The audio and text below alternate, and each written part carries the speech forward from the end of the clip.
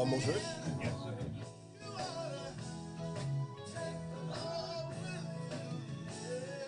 That's the sounds of the rising stars. Take the Lord with you. You're gonna need it. Y'all, we getting ready for the open line where you gotta have an open mind with Brother J and Sister Khadijah. All right.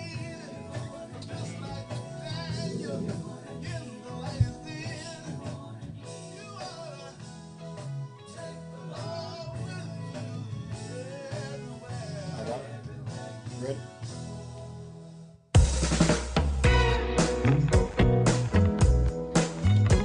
The Open Line Radio Show is supported in part by Finders Keepers, the place with your residential hardware needs, small engines, outdoor power equipment, bathroom accessories, electronics, lighting, plumbing and everything in between. Located in the Southern Development Office Building, at 1006 Surrey Street, Lafayette. Telephone 337-780-8149. That's Finders Keepers.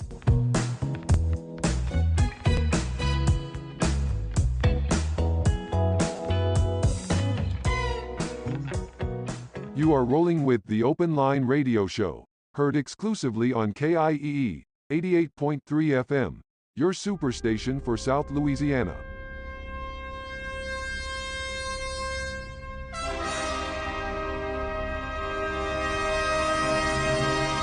KIEE, the Louisiana Superstation, presents the community's #1 radio talk show, The Open Line. If you have an open mind.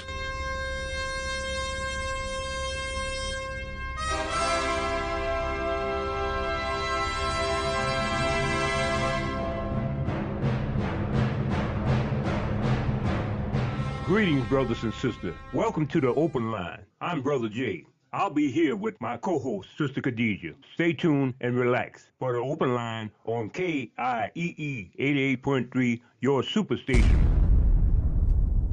Welcome to the Open Line on KIEE 88.3, your superstation.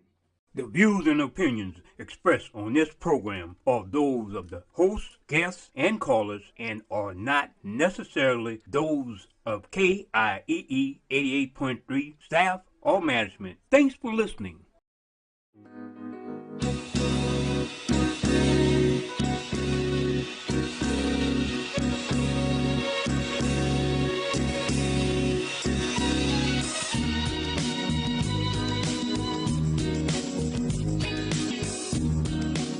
Celebrating Black History 365 on the Open Line Radio Show and the People's Tech and Entertainment Show on KIEE 88.3 FM, your superstation for South Louisiana. Celebrating Janelle Chargois and the Open Line Radio Show, radio personality and community activist. She launched Lafayette's first Martin Luther King Jr. Day Parade and co-founded the Greater Southwest Louisiana Black Chamber of Commerce. Chargois also founded several youth initiatives which include Young, Gifted, and Black, Future Shock, Heritage Community Marching Band, and the Heritage School of the Arts. The annual African American History Parade, she also founded Senior Citizen Appreciation Day. Chargois was a giant in the world of radio and community activism in Lafayette, serving as the General Manager, Chief Administrative Officer, and radio personality for KJCB 770 AM. Her radio show, The Open Line, was the leading morning radio show for the African American community and was the first African American woman to receive the Louisiana Association of Broadcaster Gold Mike Award. She was also the regional director of the Louisiana State Conference of the NAACP, celebrating Black History 365 on the Open Line Radio Show and the People's Tech and Entertainment Show on KIEE 88.3 FM, your superstation for South Louisiana.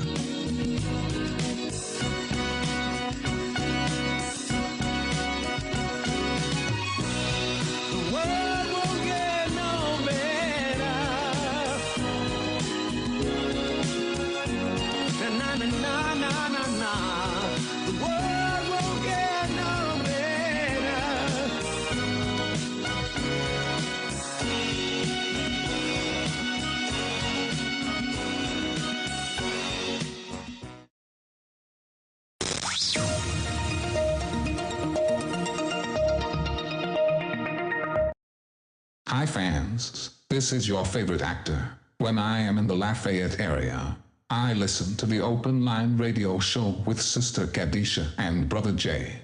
Heard exclusively on KIEE 88.3, your superstation for South Louisiana.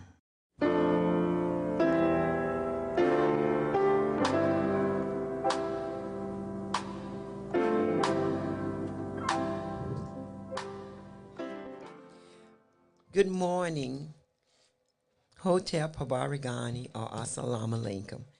It's another beautiful day this morning. And yes, indeed, to our listening audience, we're hoping that you really have a beautiful day. And to me, every day is beautiful, whether it's pouring down rain, whether it's a storm, you know, all of that is really a beautiful day. You know, when we have problems with our health, we have problems with our finances, we just have problems all over the world. However, when you are grateful for being alive, when you are grateful that the good Lord gave you another day, that in itself is ideal. When I think about Amy Copeland was this active young lady. She went somewhere, I'm not exactly sure where at, but she wound up getting some type of bacteria, and it took and it infected most of her body.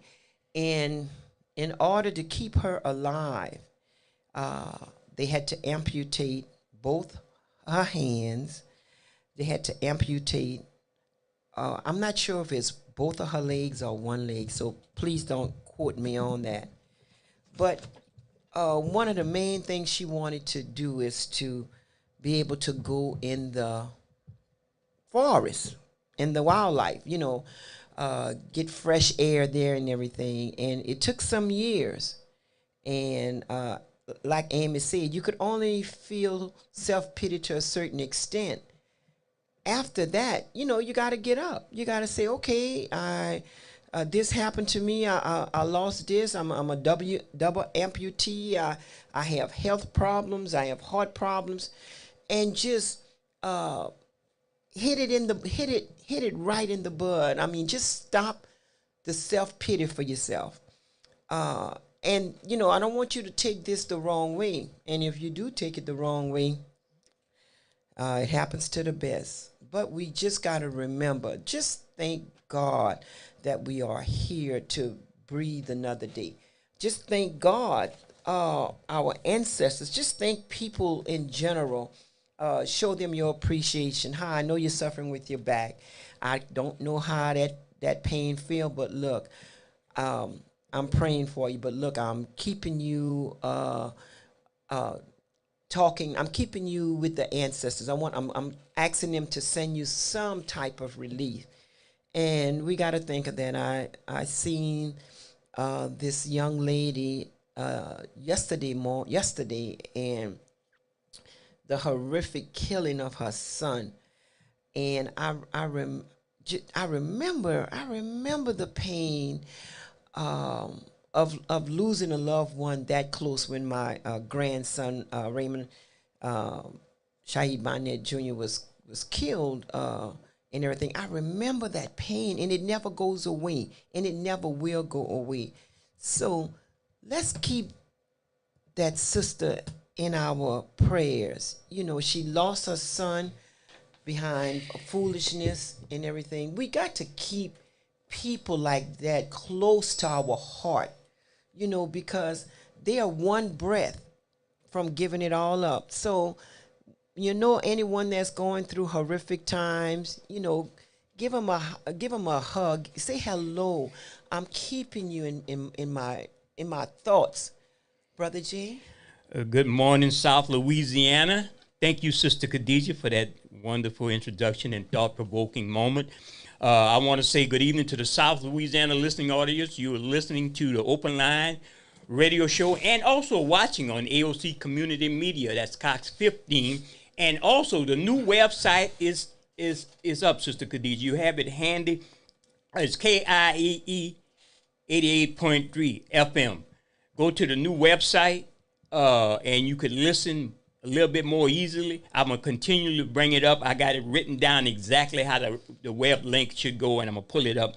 But the website is back up, and you could listen to the great programming here at 88.3 FM. As always, we want to thank the staff and management, Mr. John Freeman, for all the wonderful work he's doing in incubating all these great shows here at 88.3 FM. And you know, Black History 365. And you got Mr. Charlie. You have Brother Shahi. You have so many people. Don't blame it on Mr. Charlie. Yeah, you have so many people that's doing good work. Yes, and I want to say, Sister Khadija, you're right. There's much going on. So much going on before we bring our attorney on the line. She's not going to be in today. She could be on the line hopefully in a minute. Oh, Dwa. And we want to discuss some of these things with her also. Well, where the line at for her? She's coming.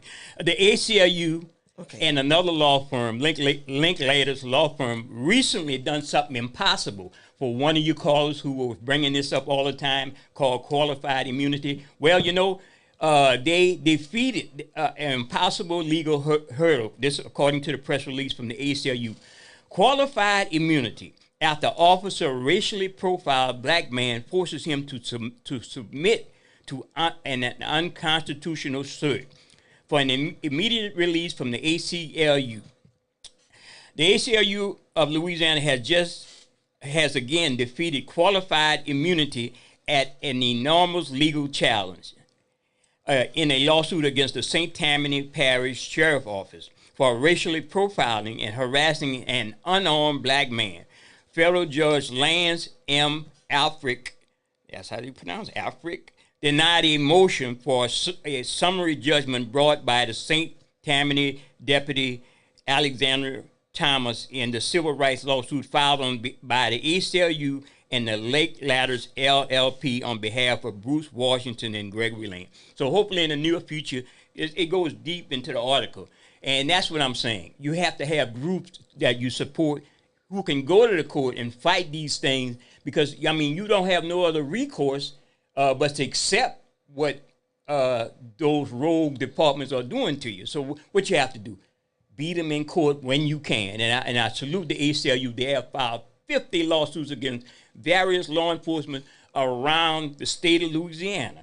And they have been winning most of them because when they go to court, they have their ducks in a row. Oh, yes, they sure do. Attorney Alana Odoms, who's been a guest many times on our show, a good friend of ours. We definitely appreciate her, Sister Khadija. And you also have another important announcement. Well, yes, I'm seeing that I have that there's a court hearing to determine future of Voting Rights Act and black representation on the Louisiana Supreme Court.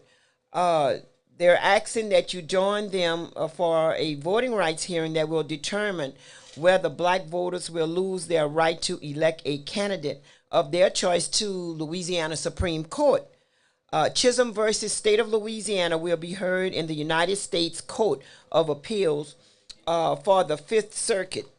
Court hearing in Chisholm versus State of Louisiana, and that's going to be at the United States Court of Appeal for the Fifth Circuit, 600 Camp Street, New Orleans, Louisiana, 70130 East Courtroom on the second floor, and that's going to be Monday, March the 6th. That's going to be March the 6th. And we want to welcome Attorney Dwight Smith.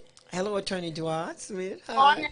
Morning, and listen, we appreciate you. I appreciate those great throws you had on your float. I don't want to make anybody jealous or get them all riled up again. That, you know, when I said your throws were the best throws compared to some other people's throws that I'm in the same room with. Oh. So she didn't even crack a smile on that one. No, because I was trying to get some of her throws too. Great Black History Parade, and I'm glad you participated. We always participate. Well, I'm not talking to you. I'm talking to the attorney, the one who had the great throws. Okay, yeah. All right. The great throws. We had some great throws, too. Go ahead. Attorney Dwight, did you hear what I had read earlier? No, I came in on the tail end of that. Okay. What were you reading? Okay, I'll repeat it. They're asking that you join them for voting rights hearing that will determine whether black voters will lose their right to elect a candidate of their choice to the Louisiana Supreme Court.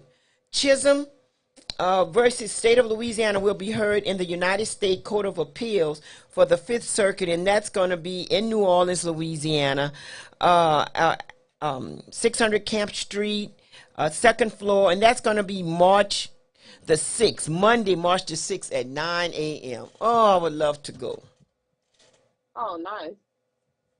I think that, sister, I don't know if that deals with gerrymandering, trying to do away with a certain district to elect a black judge on that particular court. I don't know if you heard about that. No, I haven't heard about that, so that's new information to me. Yes. And the ACLU is spearheading an effort to try to block all of these shenanigans that we keep seeing put forward by people who want to, step on the rights of other people to have a say in the judicial system. Right. And also, I know you heard that there's a function. Listen to me, there's a function. Well, Louisiana has one of the most black judges in their state. That, Yeah, you seen that? Yeah, I saw. Looked like it was a poster or something that they had put up and they unveiled. Yeah, I saw that. Well, yes, that's really good. My take on it is that, we have the most black judges in the state. Louisiana do, and I remember years ago when some good lawyers fought to have lawyers become judges, and it's like, it's always like, how do I say this and I don't offend anyone? Well, so be it. I'm gonna offend somebody anyway. But I remember when certain people went to these certain judges, and I'll call their name out, but I'm not gonna call it out on the radio. But they know who they are. They went to them to sign on to this petition to take Louisiana to court, so that black judges, black lawyers could have the opportunity to become judges. And yet, part of the argument was that black lawyers, they know what it's like being black. They know the hardship that we have to go through, and they would be more sympathetic than the white judges. And go and behold, we are still we're not first, but we second when it comes to the highest incarceration rate in the world. We are second. We had first for a long time, Brother Jay. We are second. So what does that say? Just because they are of your color, that don't mean jack anything. Yeah, and they has even being an elected black judge, you have a lot of tremendous pressure on some of these traditions and rules that being put on these judges. You can't hear me? I could hear you. Look like somebody knocking to come in. Okay. Check to see who they are first. Yeah. Well, yes. Go, Attorney Dwyer. Oh, absolutely. I'm in agreement with everything y'all are saying. Okay, and so I just had to say that because, like, I know I was one of them that was really close close to the ones that was trying to get lawyers to sign on, black lawyers to sign on to this petition when they was going to take Louisiana to court. And they did take Louisiana to court. And I know one of my good lawyer friend who was part of that was Sister Akila Mawusi Ali. Some people know her as Connie Sattler, but she was one that was on there. They had several others that was on that had started the petition. Sylvia Cook. We had Bernadette. I can't think of Bernadette's name out in. Is it Brobridge? Attorney Bernadette. I just can't think of her name offhand. Attorney Dwyer? Mm-hmm. Yeah, and that was definitely a good movement that you helped with, because for those that didn't know, at one point in time, there were no black judges that were sitting on the bench. So that was the result of that. We have those two different seats, which are B and D now. Yes, and as you can see, it's very important that we do have representation. And you have to understand, just because some people have our color, don't necessarily that they are for the best of us. Caller, you have a question or a comment? You're on. Yes, good morning. Hey, good morning. Taking my coat. Yes, ma'am. My neighbor has a dog, and in the afternoon, he lets the dog out. We have called the police, and he lets the dog out, and the dog is very aggressive. Ooh. And he used to be with the sheriff department. So when the police come, they greet each other with a handshake, talk a little bit. They put the dog back in the house, and he comes to us and say, well, he's the dog is not bad. He's not going to bite nobody. And then he leaves. So I want to know what we could do, because this dog is going to bite somebody eventually. The dog is going to bite somebody eventually. Oh, yeah, that's a problem. It sounds like y'all were doing the right thing calling the police. I mean, but maybe you need to elevate above the police officers that are coming out and go to their supervisors, because this is the thing. In Louisiana, and especially in this type of situation, if the dog bites somebody, the owner is strictly liable. So that means that that's one of those offenses where it doesn't require an intent, and that they were intentionally trying to make the dog bite you. Whether or not they were or not, they're still responsible, period, because it's strict liability. Yes, thank you. But like I said, they greet each other with the handshake and everything. Say a little big words, and next thing you know, that dog is backing out. And the next day, the dog come out, and it's the same thing.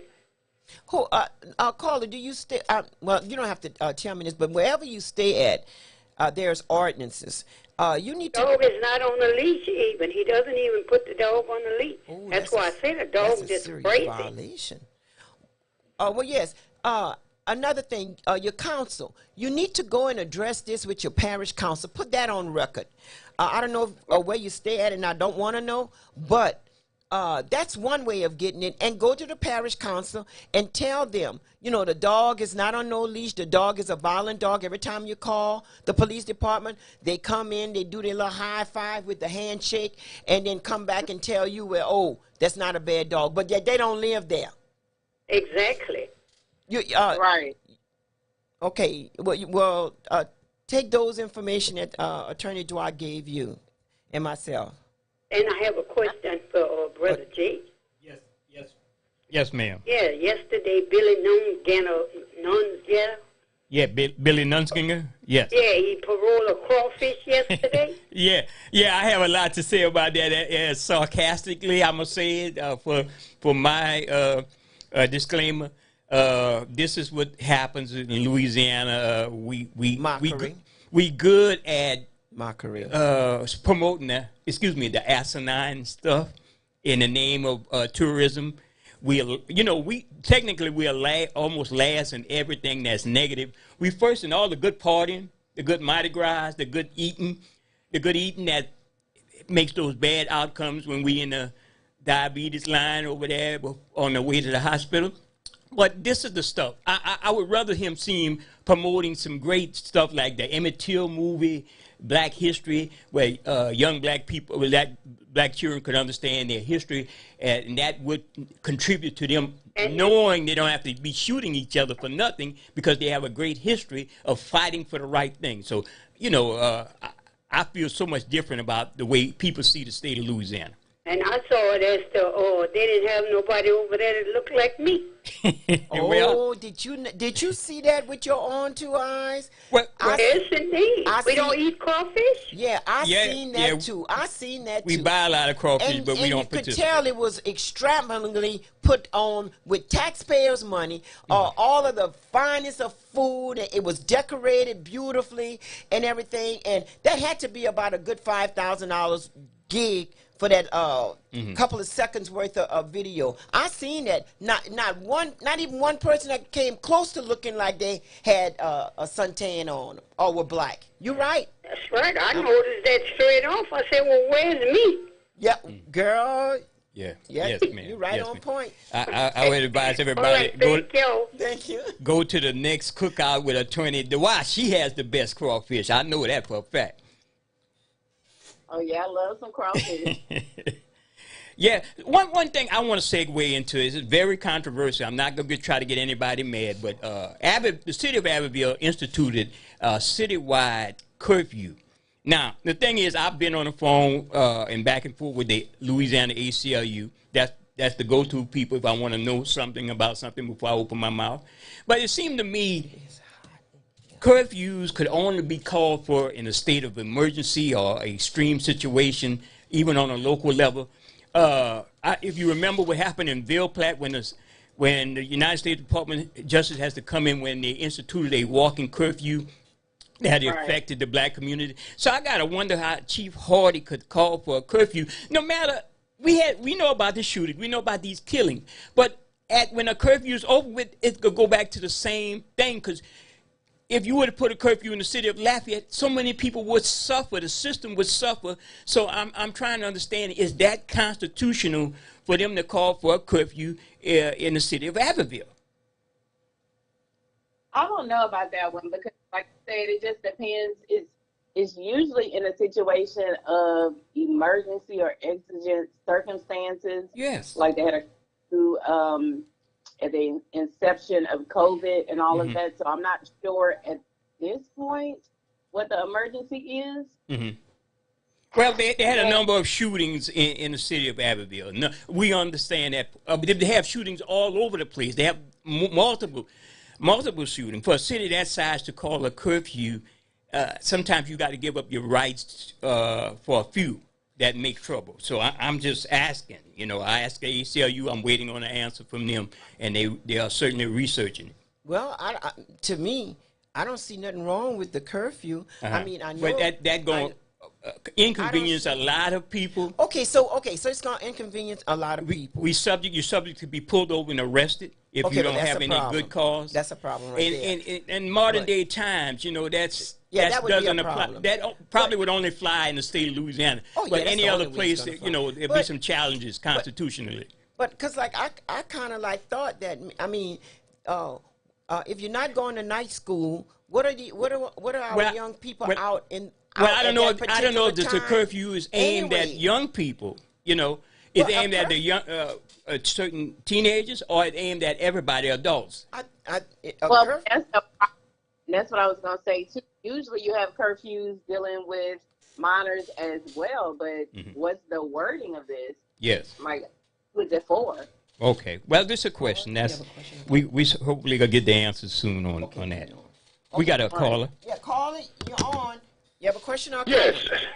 If you go through time and history about these so-called curfew, it's really for the black people and for them to violate their civil rights. As long as they pass a law that gives them the right to violate people's rights, they're going to do it.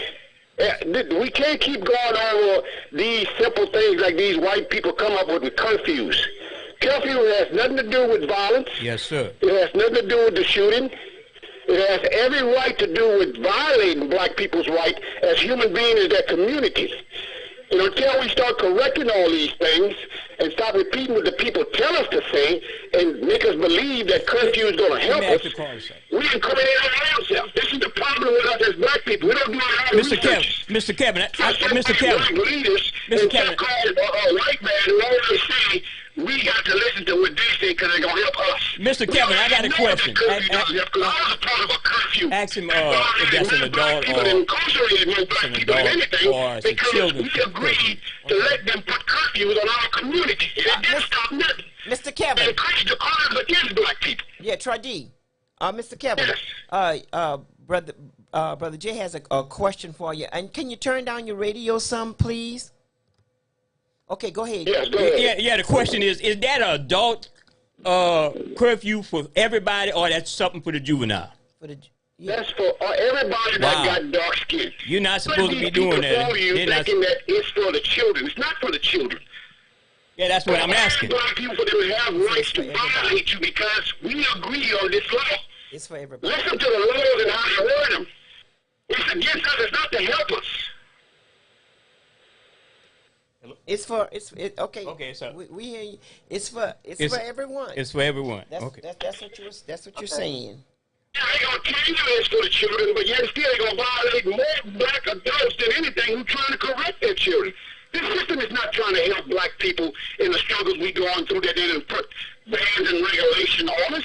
It's to confuse us to make us think they're trying to help us, and then they're gonna tell you they are the problem with putting all the laws against the children. And wherever they hang out and whatever the black people does as a real law to them, they take it away from them. And every black person that says it's going to help, they part of the white system too. Okay. All right. Well, how you welcome? At least we got clarification. Yeah, I thought it was I knew it was a adult because it caught the ACLU by surprise when I sent her the text. He said she can't believe this, so they go research it with their constitutional lawyers. And it's not so much that I'm upset about that. I mean, I know they're trying to stop some of the shooting, but the idea sometimes they want you to give up your rights for certain things. I don't know. I don't know, attorney. All right. Yeah. It's just not enough information there for us. Too many questions that need to be answered. So when you get some more information from the ACLU about what we can discuss it some more. Yes. And earlier on the press release, the ACLU and Linklaters law firm overcome nearly impossible legal hurdle by defeating qualified immunity after officer racially profiles black man, forces him to submit to an unconstitutional search. The ACLU of Louisiana has again defeated qualified immunity.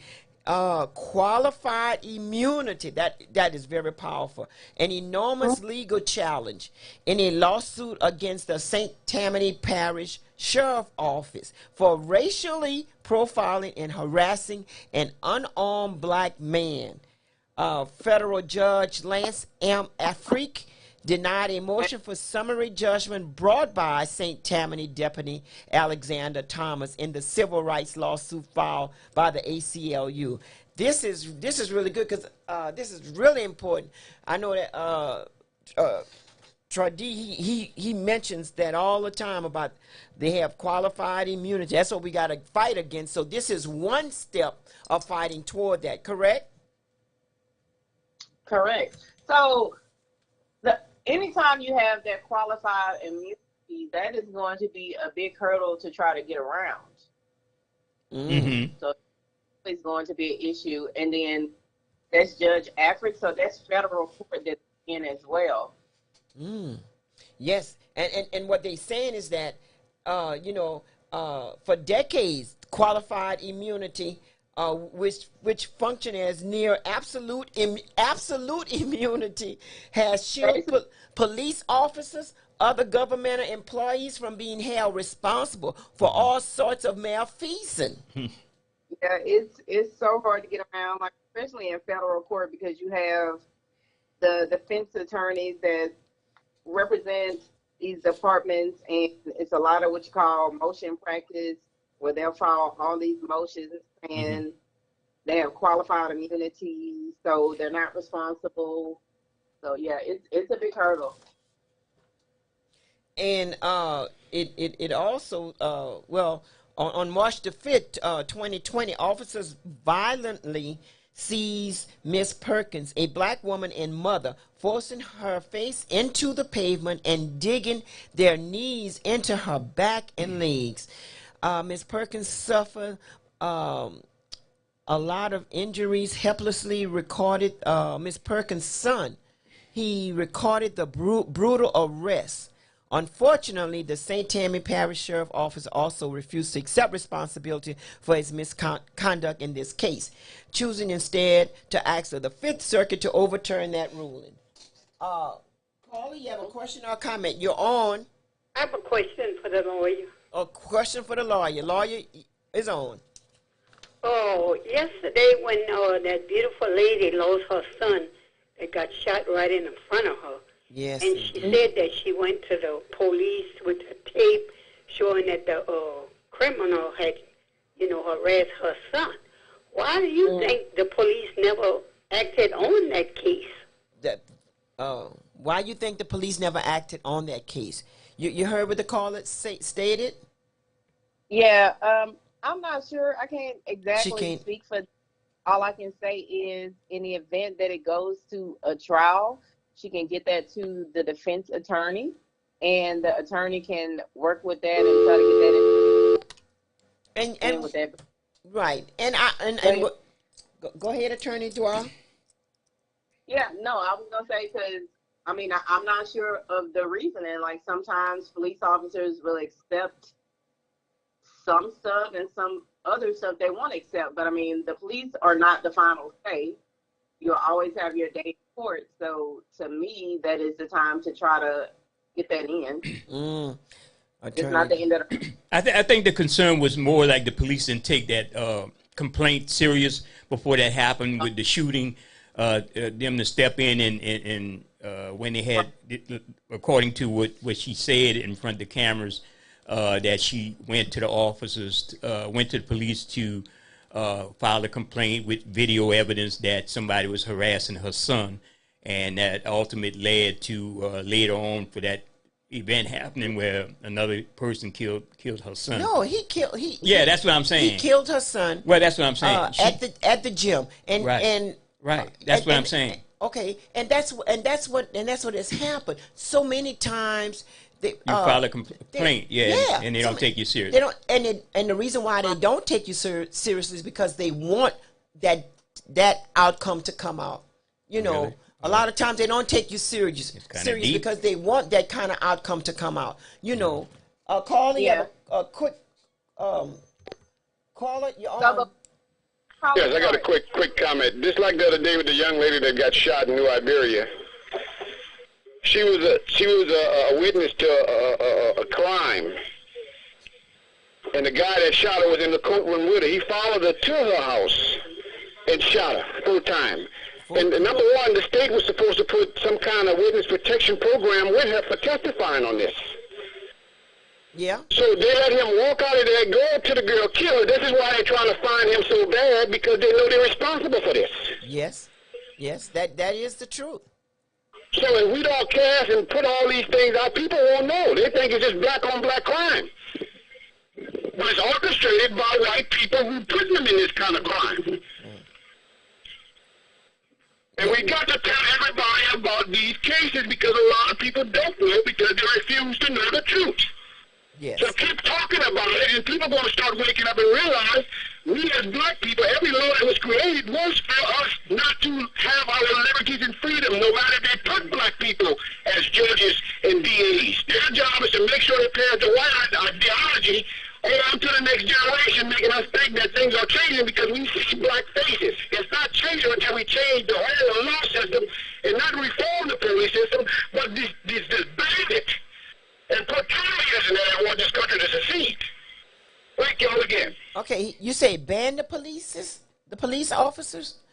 I forgot what he said, but sometimes sometimes we need police officers, and this society that we're in, the taxpayers are paying their job, they're paying their wages. From paying their wages, it would be the best in their interest to do what's right in the community. Attorney Dwan? Yeah, so what I was going to say earlier is they need to take stuff like that more seriously. The reason that you see so many different PR rules filed in the court, and why you see so many of them that are granted, even if temporarily up until the court hearing, is because judges take that stuff very seriously. And based on the allegations on the paper, if they feel like it's something that's so severe, they take that stuff seriously, because what has happened in the past is when those CROs haven't been granted and then people go and kill somebody, you know, and they could have potentially done something about it. So, I mean, I just feel like police definitely need to take that stuff more seriously, just like the judges do, and until they're able to actually vet it out. Yes, it's so much violence. Also, a side note that Louisiana also just earned them another dubious honor of being third or second in the number of gun and violent death, according to a report on the local channel yesterday. Something else to be not so proud of. Consistently last in everything. So, attorney, what advice you would give to someone if they, let's say if someone was pulled over for a traffic stop and they didn't have their registration and license comply, right? And yes, wait, someone else. Ahead. Well, go ahead. Yeah, someone else. Let's say someone who did not have all the proper legal papers, and they found themselves in the court system. Should they contact an attorney to defend their charges? I know absolutely. I segue into something because something came up in my face, so I kind of like segue into something else. No, you good. And the fact that you said that they're dealing with it in court lets me know that they actually survived that encounter. So I would say during it, make sure you're doing everything possible to make sure that you get out of that, because right there is not the time for you to have your trial on the side of the road. You need to live to actually to do it. So I absolutely would recommend that you get an attorney, because there's so many different rules and statutes and stuff that like just don't know. So give that to somebody who's been to school for that, who's passed the bar, who knows these laws, who's researched these laws, so that they can handle it for you. Just another side note, another press release, ACLU just sending me tons of stuff to inform the public. The ACLU of Louisiana settles a case for a disabled black man who was brutalized by a Thibodeau Police Department despite complying with their demands. It's the Third Justice Lab, which is the platform that they are using to go after these police departments. The Third Justice Lab settlement demonstrates progress toward combating discriminatory policing practices and achieving police accountability. So that's what we all working for. We all working towards, and we definitely appreciate those them dealing with those cases and having other law firms to participate in those certain cases that are so egregious. Yeah, because you make a good point. You absolutely could obey everything officers said. We've seen these cases unfold before our eyes. License registration, when you're reaching for the license registration, then they're being shot. So it's a lot. I mean, I'm what to add to that. It's an ongoing thing. That's what people want to rest on the law. The fight is eternal to me. The system. Listen, I want to give you a little humor. You heard of the issue with the creator of the Dilbert cartoon, and he basically said he was done with black people. He supported black folks in the past because of a poll by the Rasputin Corporation, which is a right-wing think tank organization. They put out these polls, political polls, and they was asking the question, is it okay to be white? And they, according to their numbers, and the people they talked to, and they added all the percentages up, that 50%, over 50% of the people don't think it's okay to be white. And so he basically saying black folks are, because of that, he got so angry and he went on a rant on social media and said, black folks are a hate group. Wow. Coming from a status person who has a nationally known comic strip and all of this money he's making with the Dilbert strip and 300 newspaper. Well, they pulled most of those publications from him. And now you got Elon Musk co-signing to that, saying, yeah, the media is racist. and towards white folks. So he basically is co-signing to what the creator, I think his name is Scott something, and Scott Adams. He basically co-signing saying that black folks are a hate group. Can we be a hate group? Sister Khadijah. But ask her that question. At the bottom of the totem pole, it just doesn't make sense. Yeah. No. So, but that is the big story. That's the reason I brought it up on this radio show. And what he did say is that he done so much for black people.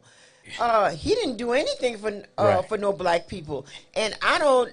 And he didn't do anything for any black people. And sure, move away.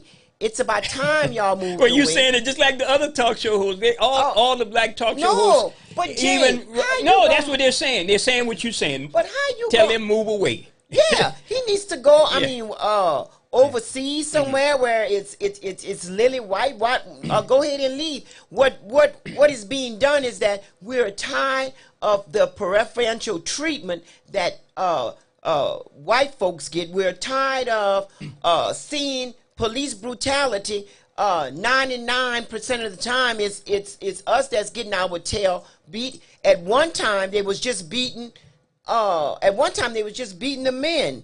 Now it's men, women, children, kids. They are doing all of that. We're tired of their preferential treatment. That's what we tired of that white privilege.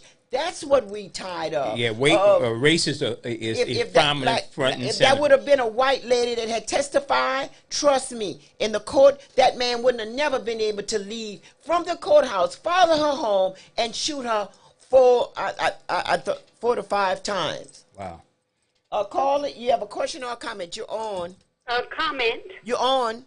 Oh, last week I was watching Joy Reid's show, and she said Trump was on one of those conservative radio talk shows, and he said that if he's elected president, he's going to bring back the guillotine, hanging, and something else. She said that's scary. If he wins re-election, he going to reinstate all these because he want to be tough on crime.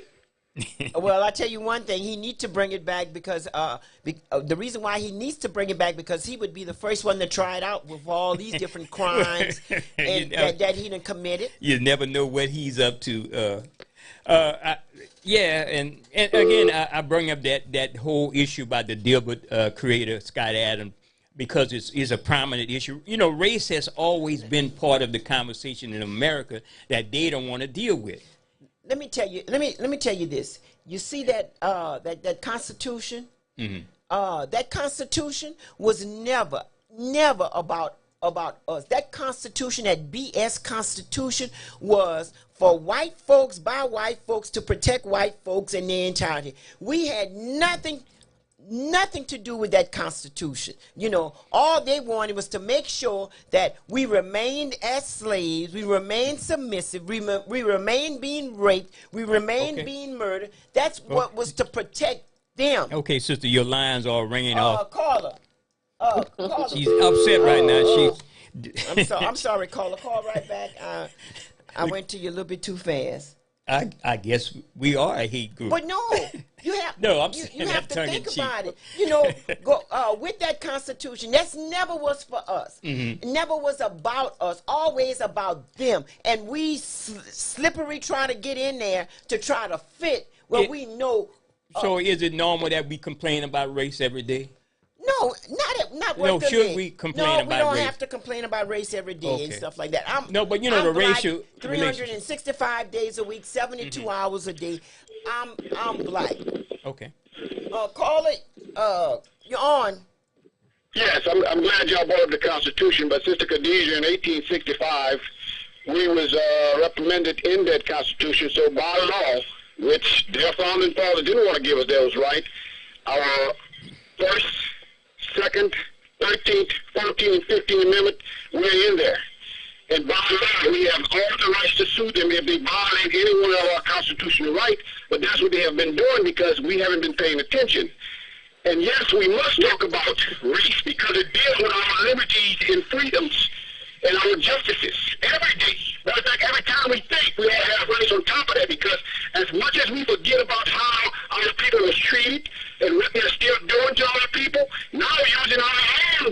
young people to incarcerate and indoctrinate us as nothing. So if we don't talk about it, they want it. We got to stop allowing our thoughts to think that white people are really trying to solve our problems. We were Democrats for 60 years. We were Republicans when we first started to give Lincoln in there. And we had to go to the Civil War to fight for our rights. So why do we got to stop doing what we've been doing to get our rights to be amended as constitutional rights? Because as you know, they violate us every day by us not saying nothing about Black Lives Matter. And whoever gets offended by that is their problem, not ours, because our lives do matter when we look at our children and grandchildren. Because if we don't do something with our grandchildren, we'll be back to slavery. And white folks need to join in, because I'm seeing a lot of black people coming in our black neighborhood, and we are sharing the wealth with them, while their white people are kicking them out of the white subdivision because they feel they don't belong. And that's why we got to preach to the white people who don't know they're racist, but make them realize they're being treated worse than the niggas that they talk about. So thank y'all. Okay, caller, you have a question or comment? You're on. You're on, caller. We're gonna caller, you're on. Okay. Oh. Yes, you're on. Oh, okay. All right. I'm watching the program right now. Oh, you watching us? Uh-huh. Oh, okay. And I see the lady and the guy. Okay. My point is, she's 100% right. But you know what? My mom used to say charity begins in the home. See, you get the young blacks that gunning each other, selling this drug, wearing their pants off their butt, and all this crap that's going on. We need to take care of our home, our neighborhoods first. Okay, even though she's right about the Constitution, it's not for us. It never was. Right, but let me ask you this. All right, if I take care of my children, my grandkids, they can't come home with their pants sagging. I see another young man with his pants sagging. I can't tell him, why don't you pick up your pants? You know, so if I'm doing my part, why is it that the good has to always suffer for the bad? I hate that. You know, I'm doing my part. My nephews and y'all not coming home with y'all pants sagging with no belt, you know. But I'm doing my part. So if I'm doing my part, you doing your part, but there's others that's not doing their part. Where are we at? Right. Well, we really going backwards, because really it is mostly when you get these young men doing that, they don't have the father figure in their life that's treating them, that know how to be a dad. See what I'm saying? Because the mothers are usually raising these kids, and once they become a certain age, you can't get them to wash dishes or cut grass when they want to hang out and listen to. I mean, I'm not against all rap, but all the negative rap with all this fantasy world of having all this money and cars and all the women. See, I'm a Christian. I believe in the Word of God, and that's what I base my life on. And I just turned 70, so that's a blessing to be that age and growing up in the south side of Chicago. So I know about gangs. I know about gangster disciples and vice lords. Yes. And right now, them brothers every year about 600 murders. Every year, black on black. So that's another black man that's not going to grow up to have a family. Or if he do have a family, them kids going to grow up without their dad. It's sad. Yes, sir. Yes, sir. And I know the Republicans, people like Trump, you know, they don't care. And then you get a guy like from Chicago, Conway West, sitting up talking about, oh, this is my guy, Donald Trump. And I looked at him, you're kidding me, bro. But see, sometimes when you get money, your mind gets distorted. That man don't care nothing about you. Even what he said about the Colin Kaepernick, why you can't say nothing, but the white people can say whatever they want to, when they want to, it's all good. But as soon as the black brother speak up, then he's going to be blackballed or whatever. So I don't deal with him. I try to stay out of their way. People say, well, that's racist. You can call it what you want, but see, I know the devil, and I stay away from the devil. Okay. And I stay away from some black people. When I was dealing with all that crap, I'm going the other way, because I'm not going to be bothered with all that old silly stuff. We need to prosper, because right now you get Mexican, Chinese, they're above the totem pole. We just all on the bottom again. And then they'll be here, and it's sad. That's all I want to say, man. All right. Thank you for watching the show on AOC Community Media. Okay. Cox 15. We're on new website at 88.3. Also is on it. Caller, you on? You have a question or comment? The lines are just... Caller, you're on. You have a question or comment? Oh, I'm sorry. I just want to hang up. Thank you. Okay, all right. Caller, you have a question or a comment? And I wanted to say something. All of the callers have been enlightening. They all given us some really good information. But I need to say something. I need to say something about. He mentioned about he was blackballed. Let me clarify something about being blackballed. Caller, you have a question or a comment? Yes, ma'am. Okay, you're on, ma'am. A question for the team. Hi. I was born and raised in Lafayette, and I currently live in North Carolina since 2001. I've done everything for my 3 sons. We did scouting. My husband was a scout master. I was the cub master. We invested our own money to run an all-black troop. And out of all of these kids, 3 of them are college graduates. None of my children have achieved that goal. One is in the process, though. He's a senior in college. But I called about the previous caller to say that if you do everything right, there is no right. You do the best. We bring them to church. You give them a foundation. Mm-hmm. It's not about a mother and a father in the home. It's all with God or whoever you serve. Blessings upon your life. Yes. Things happen. Tragedies happen. Drugs did not get flown in to this country by black folks. It's an economic necessity that some people have to struggle and survive. But I'm calling particularly about this. When Trump got into office, he unleashed all the poor white hostilities towards black excellence. Yes. My kids was in the paper with their troops all the time. And my son, who wanted to be, he attained his associates in accounting, and he was going to be a youth pastor, got married in his freshman year of college. And he is sitting in a jail right now, falsely accused of murdering a toddler. Oh. No evidence. The child was hurt prior to being in his care. And he noticed within 20 minutes that something was wrong. And could not bring her to the hospital because, first of all, COVID happened. Yes. And he was not the child's parent. So he went to try to retrieve the child's parent, and that parent would not come out of the school.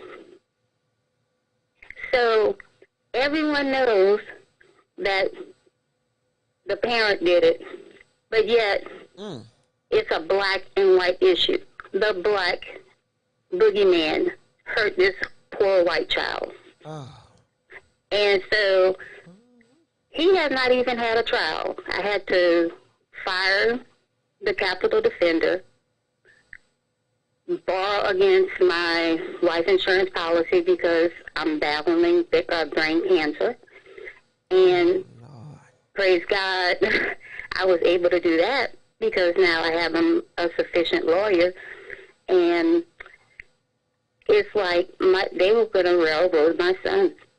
And so it's not about what you do or what you don't do. It's like we have to cover our children, pray for our children, because you can't just worry about your children. It's like if you do right by your kids, who are they going to marry? Who are going to be their friends? You know, a bullet does not have a name on it. They can't be sheltered. You know, they can't not go to Festival Acadiana or Festival International. You know, I was there just last week for Philadelphia Marriage Conference. And it's like, I worry about my nieces and nephews.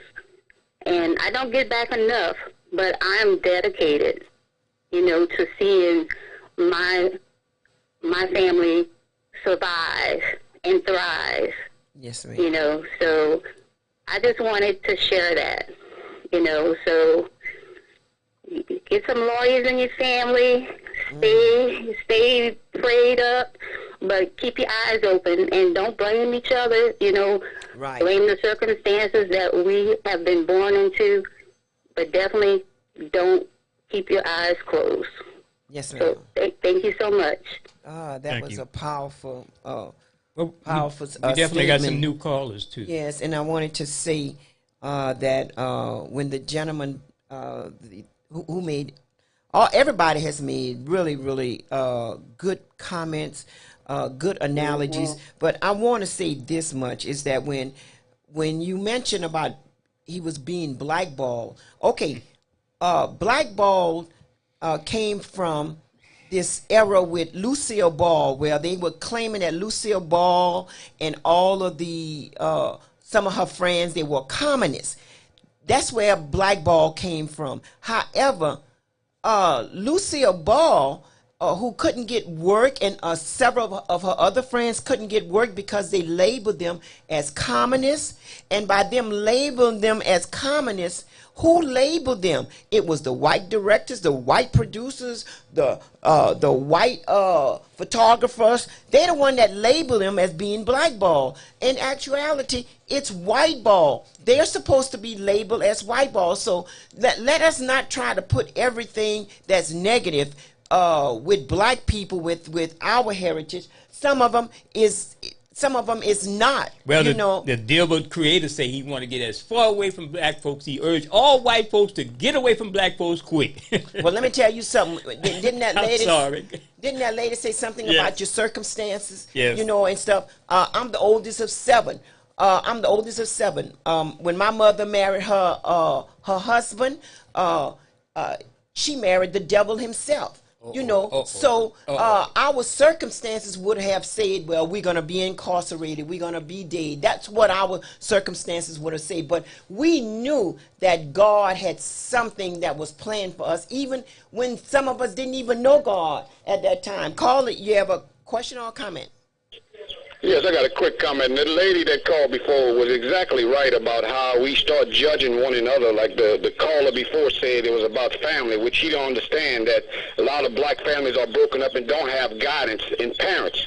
But she also mentioned with Donald Trump's so-called relief. That was always there. But what we didn't understand as black people, Donald Trump hurt more white people with the regulations that he disbanded, because they had more white people on these programs. And that's why I keep insisting that we got to stop helping this country fight one another and get us out of that. Because number one, we got to save ourselves, not this country. This country still looks upon us as second-class citizens, but we always feel we got to go vote for the lesser two evils. They're both evil. And if you so-called believe in God, you should know what evil is. No matter what white man carries the evil, whether it's less or more, it's still evil. And we shouldn't be voting for these people if we know what they're doing. But let these white people destroy this country, and we're going to be free and have our liberties. Because, number one, these white people that's following these white Republicans and Democrats are destroying themselves with hate. Malcolm X said it best: the hate that hate produces is now being turned on them. And he put it in better context when he said the chickens has come home to roost. That's what we got to understand. Let these white people fight for this power. No matter what white people we follow, we still getting used. We got to do our own thing and stop following these white people to our destruction. Thank y'all for having this conversation. Thank you so much. Attorney Dwyer, do you want to wrap something up right now? We didn't get a chance to talk about one of the most requested topic, which is child support. According to who? Where you got that poll from? I got that poll out of the books. Okay. Yeah, one of the most requested topic is child support. Mm-hmm. Well, no, like they said, I just want to let y'all know it was a good conversation today, and I agree with the young lady that called. it doesn't matter. You can raise your kids to the best of your knowledge and teach them everything. And it's not our fault that they stray off path. I was in church one day and the pastor was talking about how sometimes we have to stray off the path to understand that we need to get back on the path. So that's just part of life. Okay, yes. And it's not our fault. Yes. So just keep that in mind. And another thing, too, I mean, we're blessed with, everyone is blessed with the color that God gave us. When you look at, they had this ULL student from Lafayette, Louisiana, that he shot 3 people while they were running. 2 of them he killed. The 3rd one he paralyzed for life. Now, he was able to go to this halfway camp right there in St. Martinville, done his little 18 months or whatever months that he done his little 18 months. And as we speak right now, he don't have a felony on his record. He's out of state in college somewhere, and he got that lenient sentence from this judge, from this black judge. So, you know, we have to be mindful of what we're saying and how we are looking at different things, because trust me, with the lady that mentioned about the young man that he's charged with 2nd-degree murder because, you know, it's a reason for that, because that judicial system see their color and believe that, okay, I gotta help this white lady out, I gotta help this black man out to the best of my ability. They give them 2, 3, 4, 5, 6 chances. We barely even get 1 chances. And to go back, that's why we took Louisiana to court, so that black lawyers get the opportunity of becoming black judges. But because they were black, they would have some type of understanding of where we came from. But it's like they're giving you more time than the white judge. And I'm glad you bringing that up. Here's another one I've been getting. I've been getting a lot of information, and so I went and Googled it myself and see it's happening left and right. You know, now the big box stores, and I'm gonna call them the big box stores. They have. What's the name of the stores? The big box stores have those self checkouts now. Oh. More people are getting caught up in. Right. I don't even go there. Going to court because they're being issued citation from those companies because they might have forgot something and they walked off with it, and they're getting charged with theft. And even some people are being arrested all over the country. And they're saying the big box stores, and like I said, I'm calling them big box stores, Khadijah. Yeah. They're saying they have a lot of theft going on at the self-checkout. Well, hold up. You guys are the ones who instituted the self-checkouts, and now you're blaming the victims who don't know how to navigate these machines, because these machines are they're not perfect. No, they're not. And some people are actually getting shortchanged. But most of the time, they're getting tickets and citations for shoplifting, and they made some honest mistakes. So and people... That's a good point you brought up. What I'm getting from different activists around the country, and people, consumer watchers, saying stay away from the self-checkout line. That's right. That's right. It's happening. You don't have to believe me. Go and Google it. It is really, really troubling that we have that amount of people going to court for suspected shoplifting. They're not even shoplifting. And they're not even shoplifting. And that's why whenever I have to go to the store and they're making me go through that counter, I will wait. I will wait for the cashier to come, because I tried. Well, all you got to do is scan the barcode. Well, I done scanned this barcode about 2 times. I'm thinking the rascal scanned correctly. In some case, you walk out, except then you walk out with it and not suspecting. You get to the door, somebody want to check your receipt, say you left out with something.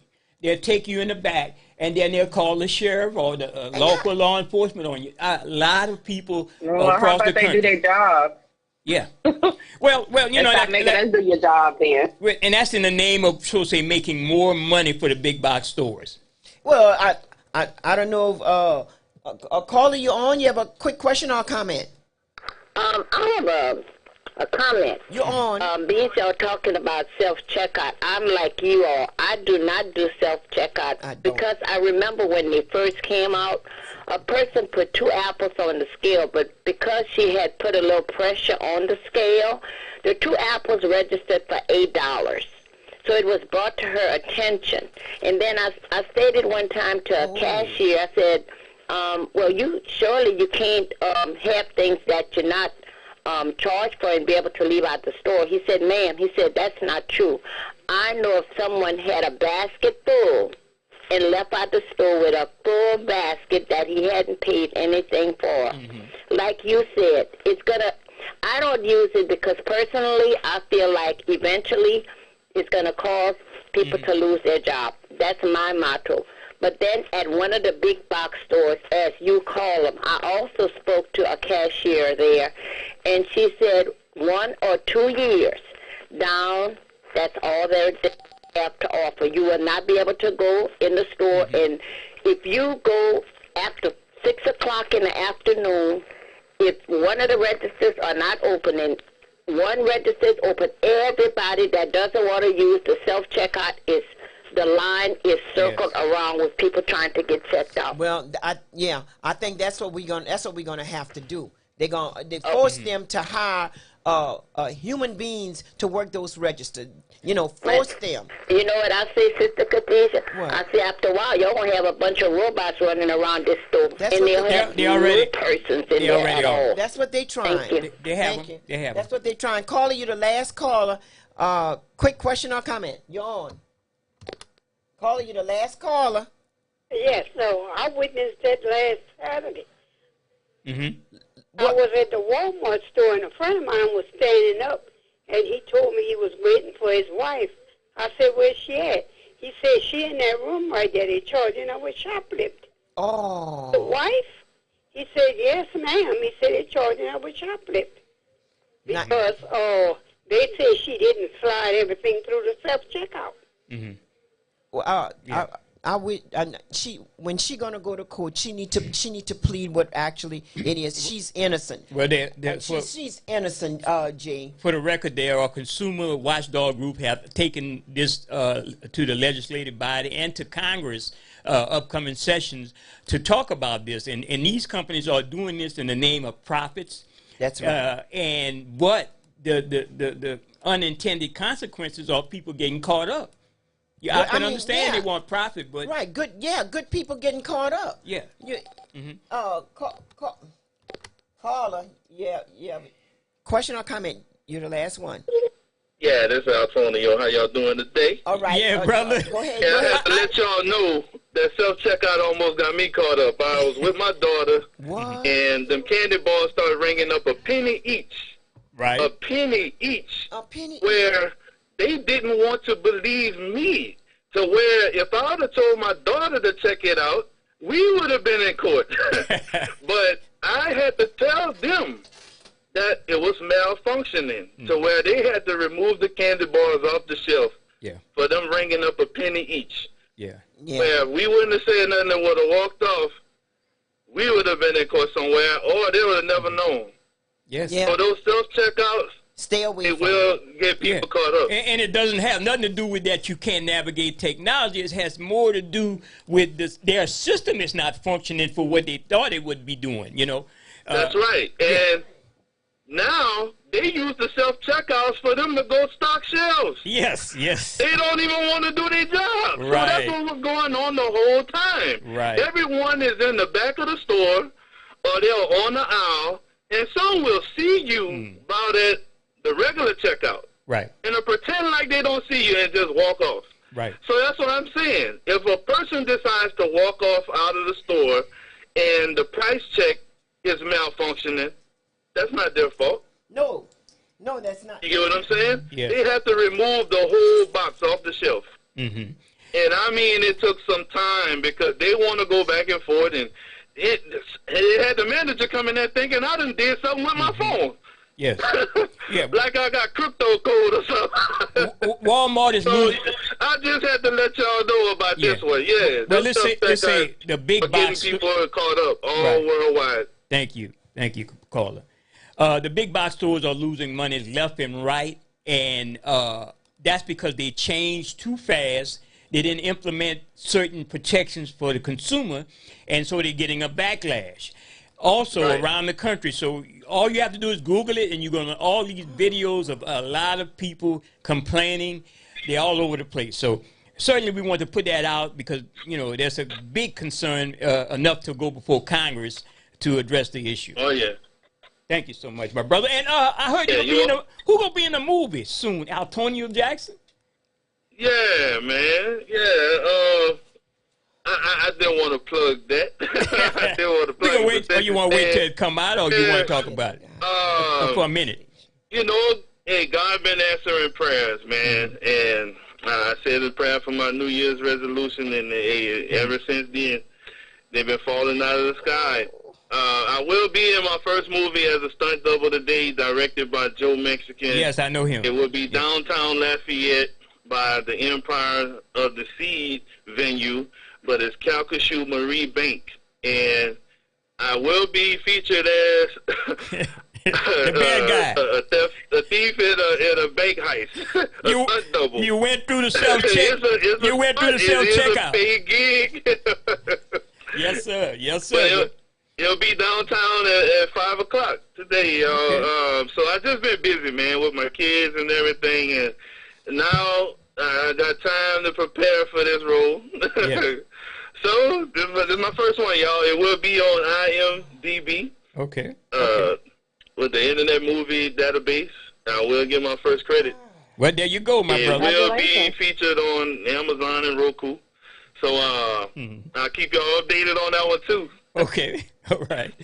All right, my brother. I appreciate it, man. Right, man. And we want that autograph when you get y'all, man. All right. Yeah, to everybody, y'all, please, even if y'all got to call the managers by them self-checkout, call them. Yeah. Or even if you got to leave a machine and go to the next machine. This just recently happened in Target to where someone can walk out of the store and their items are already in the system. I have to say this one. I just thought of it. You can go scan your item. Your stuff ring up $29, $89. They're looking at you like you done stole something. So walk off and go to the next machine and check out. Yes. Or call a manager or call someone in the area, and they'll go with that bull crap like they don't see you, but they're watching you the whole time. Because half the time it's people that don't even want to do their job. They standing up talking or in their phone. So if you got to go to another machine, just so that thing have the camera and witness you checking your items out and you get your receipt, walk on off. Thank you for that advice, my brother. That's all I got to say. Thank you so much. Oh, yeah. Thank y'all. Well, yes, and we were... Oh, I'm sorry.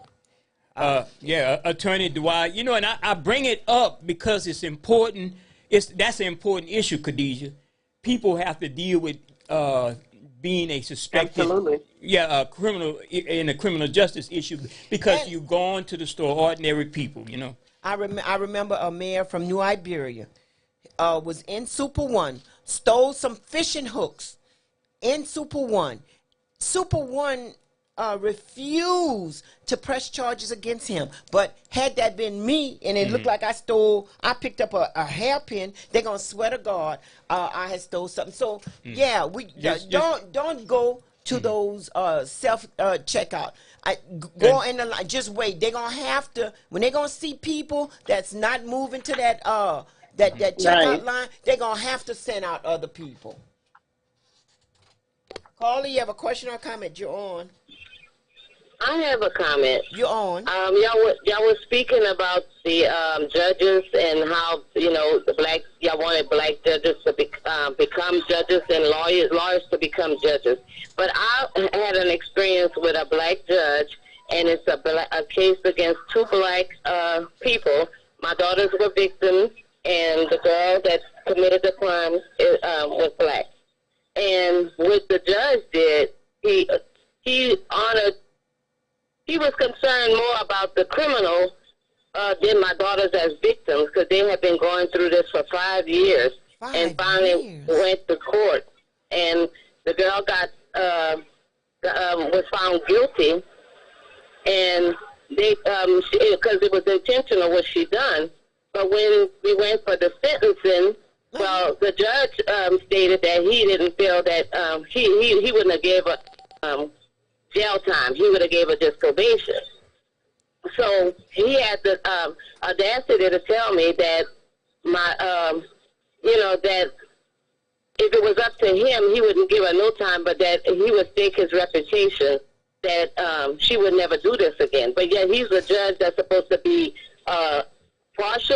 impartial instead of biased, because I felt that was a biased comment.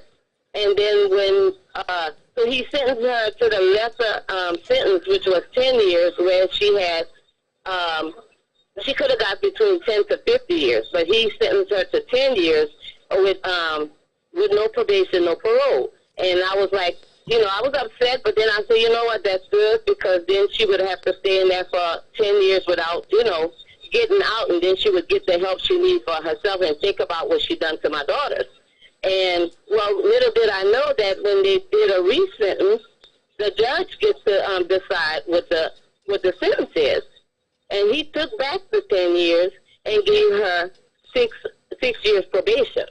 So I was really upset about that because, and then when we got out of court, he wanted to explain to my daughters and I that he was trying to help both of us. I said, how are you trying to help both sides when this girl did this to my daughter, but you seem like you're more concerned about the victim because she supposedly got raped and molested while she was in there for 6 months that she did do before going to for the second sentence. And I was just so upset about that, and like I said, we plan to appeal it because I feel that was an injustice done, and that's why you got so many angry people walking around here, because you go to the court system to do a job and look for justice for things that have been unfair to them, and that they deserve to get punished for what they did, and they don't get it. And I just felt that the judge should have stepped aside if he knew this person personally, because I felt this was like something that was done in favor of the criminal.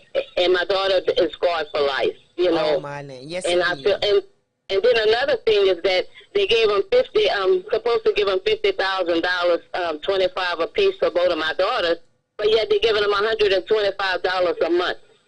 What? Is that not a joke? Yes, that's a joke. It is really a joke. And $50,000, you know how many years that's going to take to pay that off? Oh, and he's saying he trying to he was trying to do this to get for my daughter to get reconstructive surgery. How could does a surgeon take layaway claims? You're gonna have to give me your number off of the air. Yes, ma'am.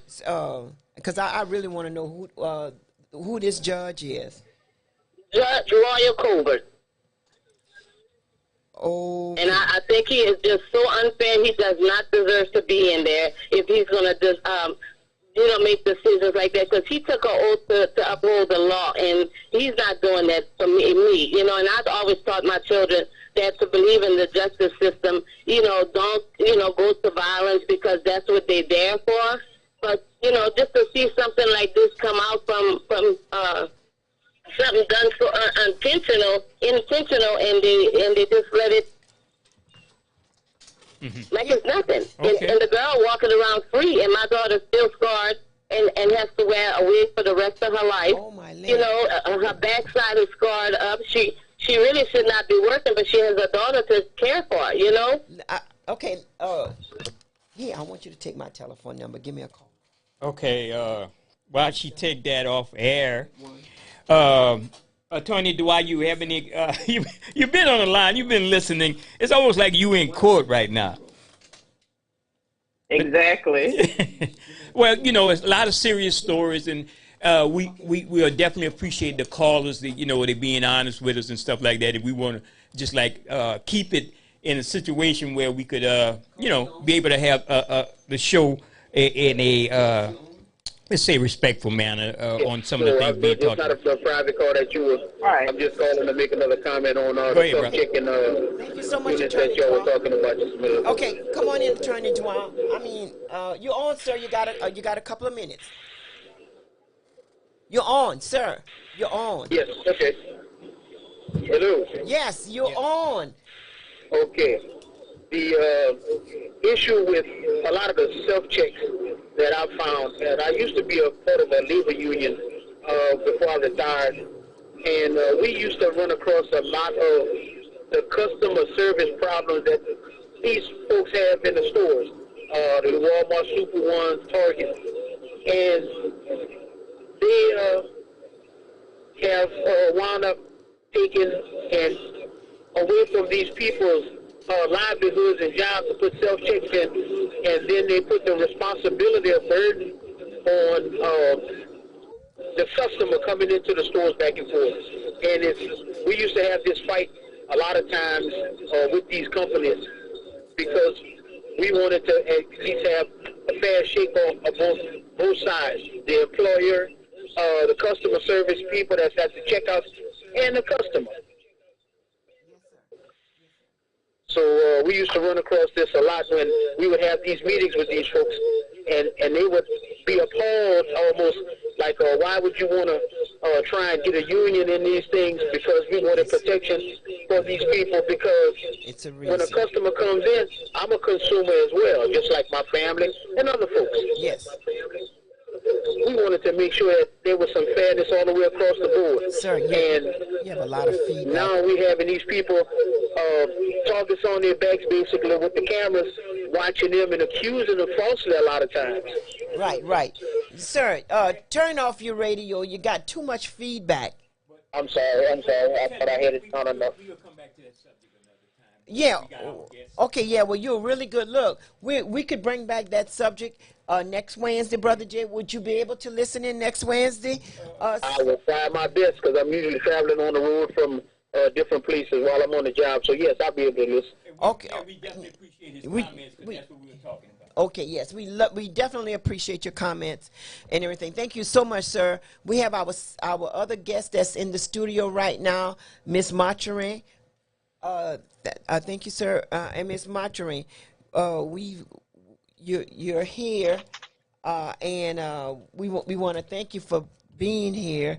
I know you want to talk about the trauma that you've been experiencing with your son, and if you can go ahead and are you able to get her on the Sister screen? Khadijah. Yes, ma'am. Let me do a wrap up before y'all do that. Oh, I didn't know. I'm sorry. Oh yeah, no problem. It's been great talking with y'all today. I don't think I threw out my disclaimer because we jumped right in, but as usual, any information obtained here today was strictly informational or attorney-client privilege or relationship had formed. In the meantime, if y'all need to get in contact with me, y'all can contact me at 337-534-4020. Once again, 337-534-4020. Thank you so much, and thank you for all that you do, Attorney Dwyer. All right. All right, y'all have a good day. All right, bye-bye. Yeah, I'm sorry. I thought she was off. This is Miss Marjorie. Miss Marjorie, tell us, tell us a little something of why you're here. We done a segment at AOC with you dealing with your son. Put the mic a little up. Can you just tell us why are you speaking out the way you've been speaking out? Well, again, Bryson is still incarcerated. I'm struggling. I'm trying. I'm really trying to get this money together to get him out.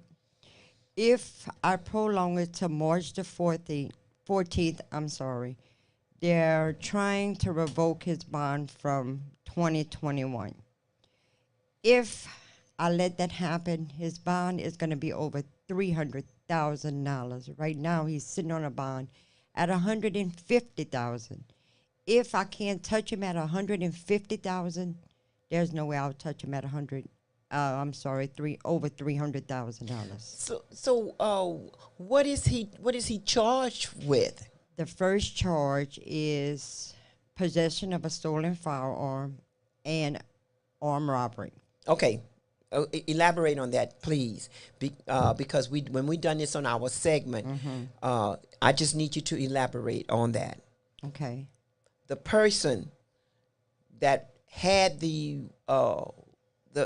police officer had the weapon was Jen. It was the Laotian boy.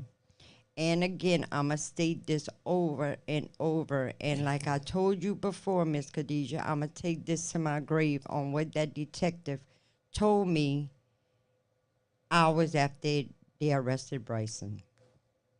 Say what he told you. He told me when I spoke to him, his name was Detective McBride. I couldn't pinpoint that Bryson would actually do such thing. His words were to me, Miss Montreal, Bryson was not the actual robber. Okay, well, if Bryson wasn't the actual robber, why is Bryson getting arrested and not the actual robber? Well, we're in the process of arresting him. As of today, the boy still never got incarcerated. I met her face-to-face with the young guy a few weeks ago at the store. And again, all I'm asking for is for help, some kind of guidance to get my child out of there. Okay, what about the public defender, which we know is a joke? Yeah, I reached out to him, me and a pastor, and I asked him, is there any way you could get Bryson into court for a bond reduction? His words to me was, it's not going to happen because they were trying to revoke his bond. Now, that's what his court-appointed attorney told you. Correct. What's his court-appointed attorney name? Ryan Harris. Okay, that's what Ryan told you. All right. So by Ryan telling you that, what else did you try to do? I even tried for house arrest. I tried everything in my power to get this child home, and it's just not working in our favor. It's just not.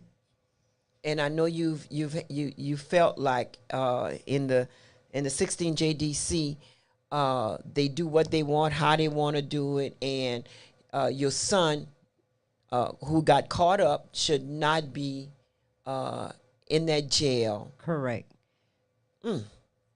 And again, September of 21 of last year, Bryson got incarcerated again by being at a friend's house. The police was called there. Upon arrival, they located a gun inside the lady's residence, and Bryson got charged with it. Okay, so he was visiting a resident. Correct.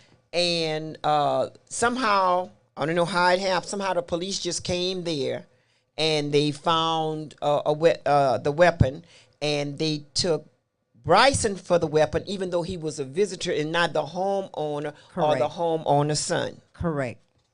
You know what police officer that was? No, there was a whole bunch of them. When you say a whole bunch, you mean more than? More than one officer. Okay. But my word exchange was with, they call him Cap. He is the captain of the New Iberia City Police.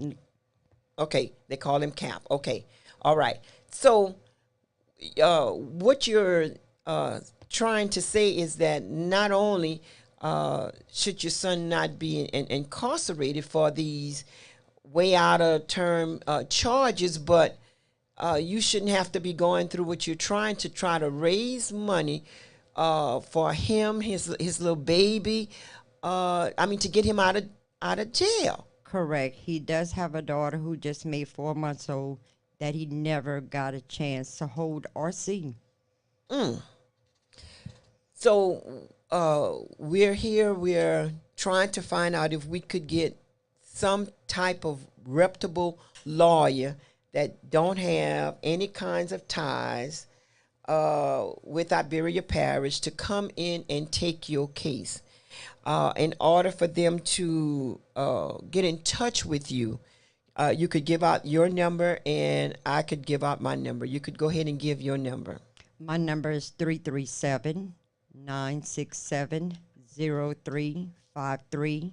Again, 337-967-0353.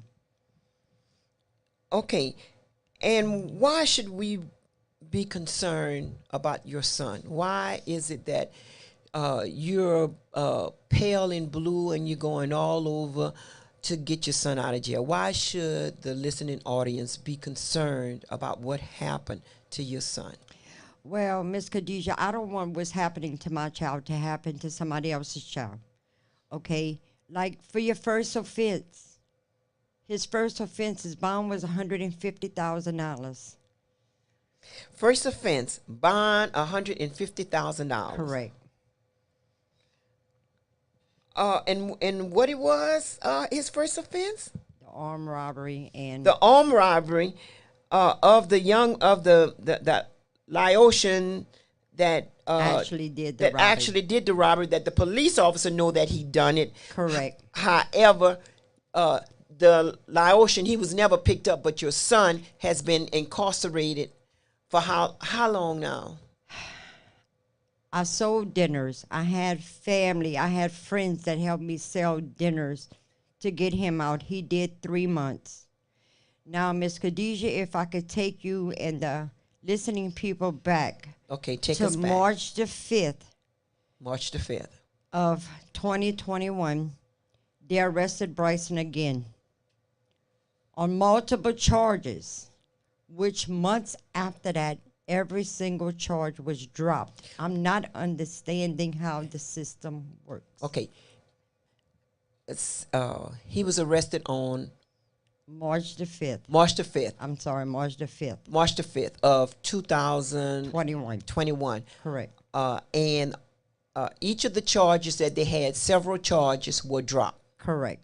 And the reason why those charges was dropped is, you could just about say it is because they didn't have the evidence for those charges. However, he's marked, and here comes the following months. Yes, ma'am. And also from his court-appointed attorney, his words was, Bryson is a target for Iberia Parish City Police. A court-appointed attorney is who? Ryan Harris. Ryan Harris. Now, I'm looking directly at you and everything, and I see that you're a Caucasian woman. Is your son Caucasian?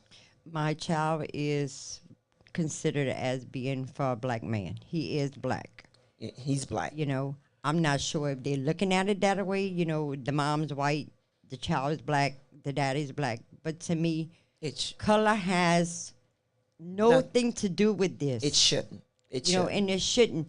And again, like I stated before, if you put a white boy and a little young black boy, you get them to do the same crime, that black boy will never see daylight again.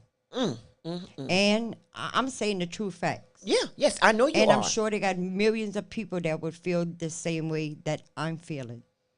It's just so hurting to where I don't even know where to start to get justice for my child. I definitely feel you on that. So you're asking the listening audience to help you.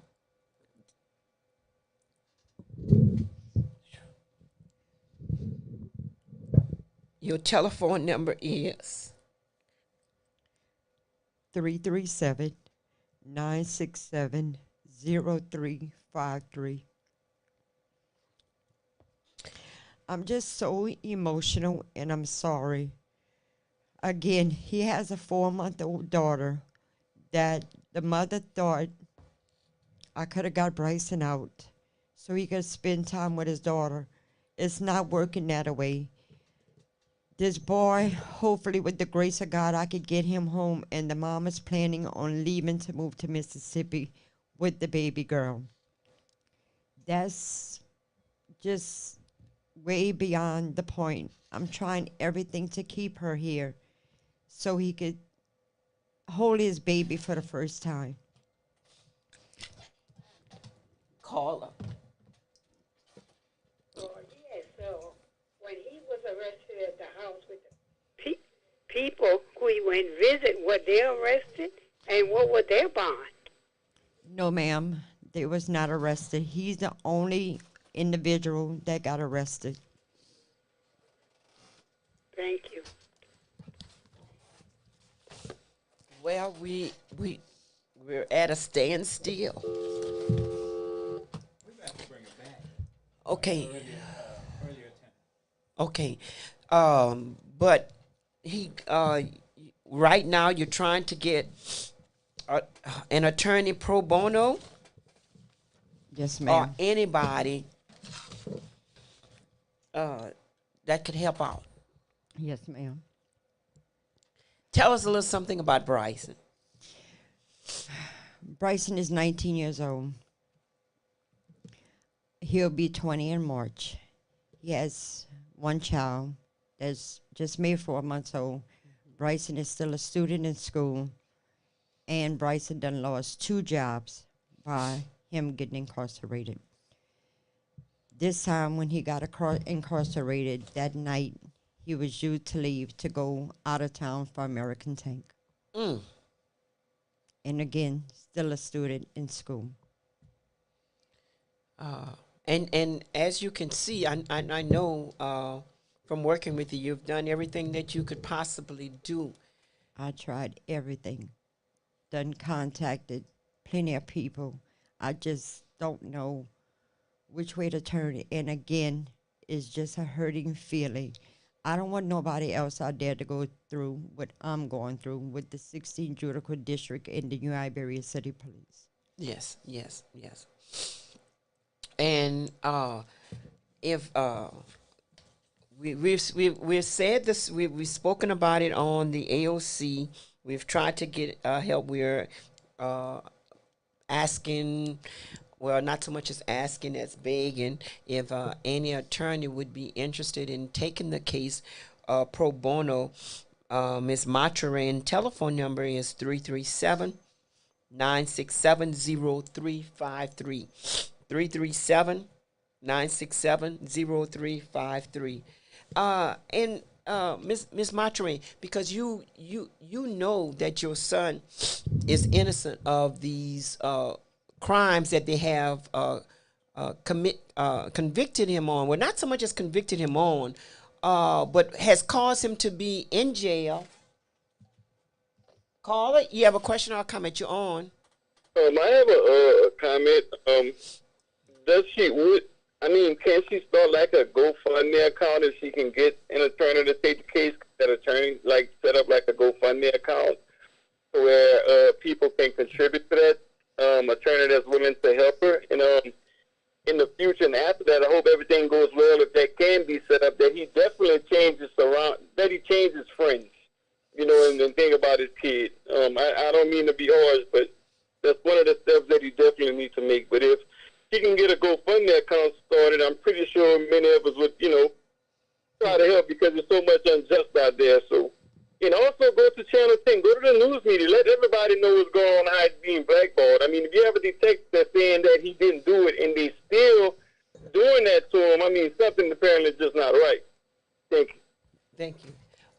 You've heard of GoFundMe? Yes, ma'am, I have, and I really appreciate him saying that. I would have never thought of a GoFundMe account. I really never thought of it. Right, and it's a GoFundMe account to get Bryson out of jail. Right now his bond is $150,000. So is it 12% or 12%? Okay, 12% of $150,000 is. It's about $18,000. Say that again. If I go through a bondsman, I called several bondsmen. One bondsman wants up front $7,500 with monthly plans. I reached out to another bondsman. They want $14,000 right up front with monthly plans. I don't have that kind of money.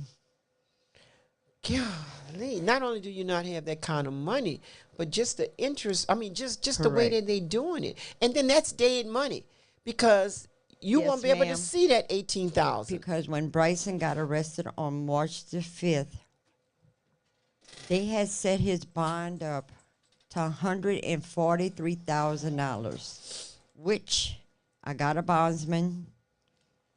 The charges got dropped, and I still have to continue paying this bondsman. The charges got dropped. How much did you pay this bondsman? I came up with a total of $7,500. And that's dead money. Correct. Oh, no.